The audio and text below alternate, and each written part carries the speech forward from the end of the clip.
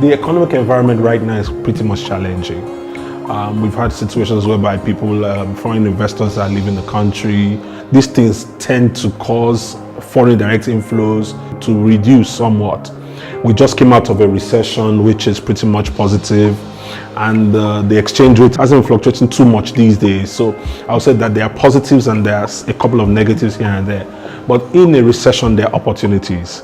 When things are tough, there are still some opportunities if you know where to look and what to invest in. So I won't say it's all doom and gloom. It's not. There's opportunities even in the challenges that Nigeria is currently facing. But there are quite a number of challenges that are happening to us right now, and it's not all smooth sailing. Well, it's like you're optimistic, and I think maybe I'll share your optimism. Really, it's a great word. But you know, one of the things I've been thinking about also is, before we even delve into the issue of where to put your money for 2019, I think it's imperative for us to deal with the concept of money habits. So in your experience around personal finance coaching and education and teaching people how to be financially savvy, so to speak, what are some of the habits that you've observed in people that are actually limiting our ability to generate wealth? There are quite a number of them. One of them is fear. People are afraid to take the steps that are needed, to take the actions that are required to be able to achieve financial freedom and financial independence. When you tell them what needs to be done, they are reluctant to take the steps, or they are unsure and uncertain. So that can also affect them from being able to strive towards their financial goals.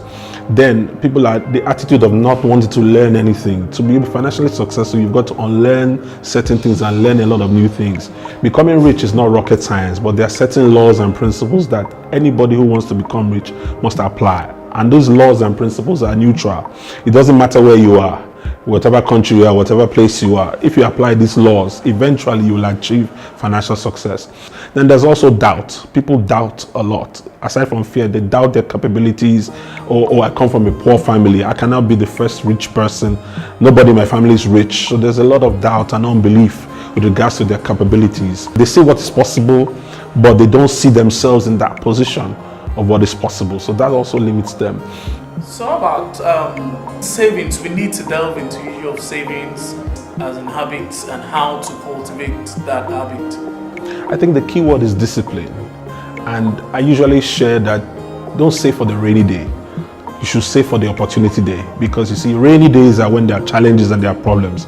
And of course, you should have money kept aside. But when there's an opportunity to invest, when there's an opportunity to get into a business venture, if you don't have savings, that opportunity day will also pass you by. It takes discipline to save. Everybody wants to achieve a goal. Everybody wants to do things, but things come along the way that wants to take your money. It's important that you set up a system whereby you can save what you're comfortable saving, whereby you spend about 50% on your living expenses, 30% trying to repay your debts, and maybe 20% for savings. But I'd like to say, save what you're comfortable with. Start with, even if it's 5% of your income. So I usually recommend 2 accounts. One account for your emergencies. If there's an emergency, you need to pay school fees, or you need to take care of some bills, or somebody's ill, you have an account for that. Then you have to have another account for investments. So if you need to invest in an opportunity, so you need to save in these 2 different accounts. And it's not only salaries. You can save your bonuses. Now, this is the end of the year. People are going to collect a 13-month bonus. You will be surprised what they're going to use it for. Your dividends, your profit sharings, your bonuses, what are you doing with them? Try to imbibe the discipline of saving. But I want to also add, importantly, that don't think of just saving and saving and saving. Saving goes with investing. What are you going to do with the money once you've saved it? It's another thing, because people tend to leave money for a long time, and after some time they just go and take it and use it for some other purpose. So have a plan, research, start thinking about what you want to use the money for. Set a savings goal for yourself. I want to save 1 million to be able to invest in a barbing salon, for example. So once you start saving, you have that goal in front of you, work towards your goal, affirm your goal daily, and then build towards it. And once the resources come, start with, even if you have saved 100,000, buy the clippers, for example, buy the chair.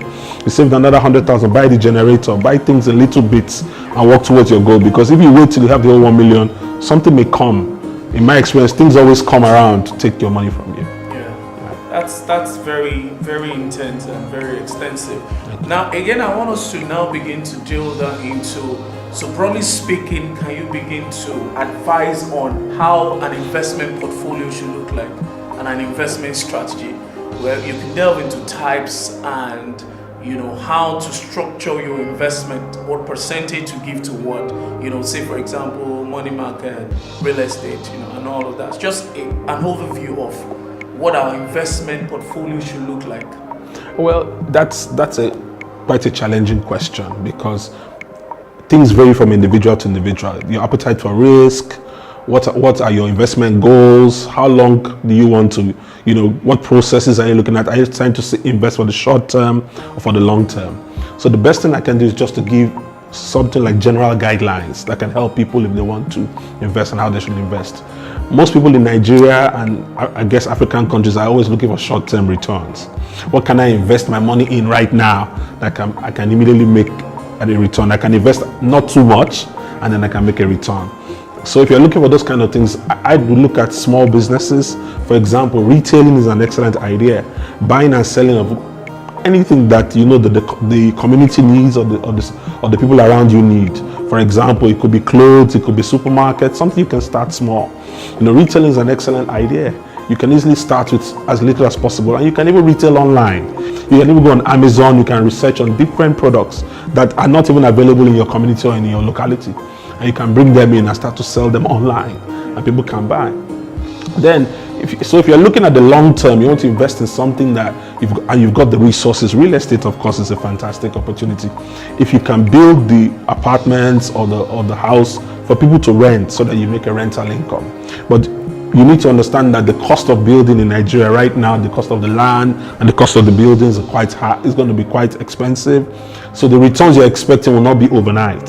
So if you invest 20 to 30 million on average on a house, you're not going to, if it's 4 flats, it's going to take you some years before you can even recoup that investment. And then there may be repairs to be made on the building and a couple of other things. So it's a sure and certain way to invest your money, but it will take time. Then there are other small businesses you can run, which people would call side hustles. You can have your own barbing salon, you can have your own dry cleaning organization. So these are businesses. I'm really focused on advising that you look at businesses, things that you can do that you will be involved in. Because some people want to invest and go and sleep, and that's not advisable. Do not invest in something that you don't understand, and do not invest in something that you're not.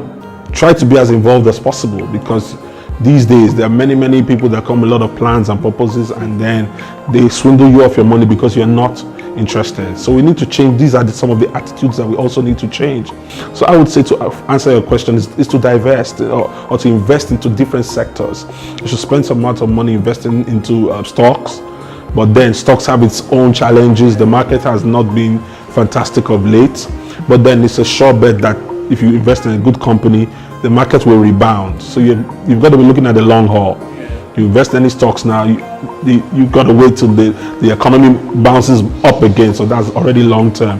But in the small business, you're sure you're meeting the needs of your community, you can start to turn over stock, and then you can start to make a more substantial returns. So the key is just to look at all these factors and do your homework before you think about investing. Okay, so what you've not really delved into issue of money market, treasury bills, investment fund by different investment companies, including financial institutions like banks and all these other places. What's your take on that? Well, I think that these tools or these packages that are sold by many financial institutions and the government are a good way to invest your money. But if you look at treasury bills, it's fixed. The returns are fixed. Sincerely speaking, if you want, the biggest companies in the world make the highest returns. We look at companies like Apple and Microsoft. They're making probably over 50% returns on their investment when all factors being equal. So if you're looking at the treasury bill, you're not going to make as much as that. You may probably not make more than 20% if you keep for 365 days. And that's another factor where I said previously that you need to look at how long do you want to turn over your money overnight. That's not possible. So how long, if you want to keep your money for a year or more, then you're sure of a certain rate of return, which is fixed in treasury bills, and treasury bills is safe. Now the banks and insurance companies have lots of loads of products. You should look carefully before you take the leap into these products. And then they will always tell you that they cannot predict. No good investment product will tell you that it's all bloom. They'll tell you that it depends on market forces. You need to look at the environment. How's the economy right now? If you put your money into some of these investment funds, it may not generate return in the short term, more likely in the long term. So these are the things you need to consider. So in wrapping up now, can you just really, in a nutshell, walk us through the money habits we must imbibe for 2019 and the one we must stop, in a nutshell? Well, I think the things you need to stop doing, let me start with that first. You need to stop spending more than you earn. You need to stop, spending the same amount of what you earn. Whatever you earn, you spend everything. You need to stop that as much as possible. You should try to imbibe the habit of spending less than you earn. Like I spoke about the 13th month. What are you going to do with your 13th month salary? You shouldn't just spend it on the Christmas. Some people see it as Christmas spending money, but it's not. It's an opportunity to invest. So you should take a part of it. So the attitude you need to have is that you must look at every money that comes your way as something that should work for you, not something that you should spend. When you spend, it's gone. You cannot get it back again. But when you look at it, a certain portion of what you earn is yours to keep. Put it to work to make more for you. You need to look at money as a tool. Money is not a god. Money is not your master. Money is a tool. Just like your screwdriver is a tool. Just like your wrench is a tool. Money is a tool. So you have to use the tool of money to achieve your aim, which is to multiply. It's also important to look at action. Action. If you see an opportunity, are you acting on it or are you just sitting back? Some people say, okay, I'm going to start a blog. They said so at the beginning of the year. Or I'm going to start a small business, but this is the end of the year. They didn't start anything. So if you don't take an action, like they said, nothing ventured, nothing gained.